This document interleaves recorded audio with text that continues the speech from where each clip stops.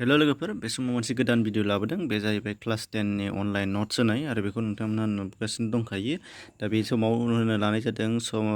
समाज बिगियान आयदानिनो राजखान्थि बाहागोनि फरा 1 दा बेखौ नोंथांमोनहा गासैबो फरानि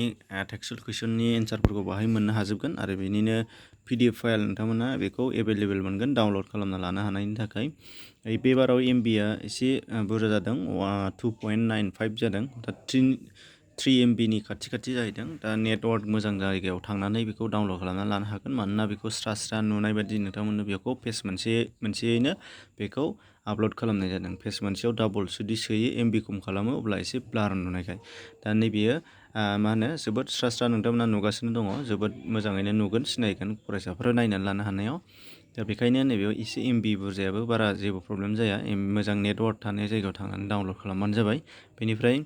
बेयाव गासैबो टेक्सचुअल कुइसननि नोट्सफोरखौ मोनजोबखागोन गासैबो जोबजासिम बेयाव फारि मोनजोबगोन दा बेनि बादैबो नोंथांमोनहा गुबुन सेप्टारफोरनि भिडिअनि बा नोट्स नांगौबा बेखौ नेनानै था मोनलांगोन लासैनो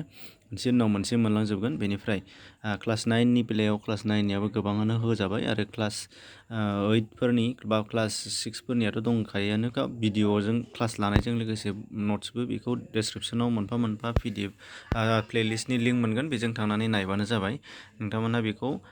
डाउनलड खालामनानै लानो हागोन आरो गुबुनफोरनोबो शेयार खालामनानै हो जाहाथे बयबो मोनहैनो हायो जाहाथे फैगौ नेक्स्ट एग्जामाव नोंथांनि थाखाय इजि जायो क्लासाव होनाय गाइड बुकआव फरायनाय आरो नैबेनिफ्राय मोननाय बबे मोनसे साबसिन बबेनिफ्राय बांसिन साबसिन लिरनो चान्स मोनगोन बा बबेखौ गोरलैसिन मोनो बेबायदि नोंथांमोना लिरनो हानाय जागोन दा गुबुनफोरनो शेयार खालाम जाहाथे बयबो नायनो हायो आरो आंबो थुलुंगा मोनो जाहाथे गोबां मानसिफोरा नायोबासो जोंहाबो थुलुंगा मोनो भिडिअ बानायनो थाखाय नायग्राया खम जायोबा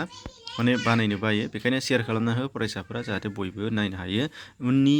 सेप्टारफोरखौ उनाव मोनबाय थागोन एसेनोसै गोजोन्थों।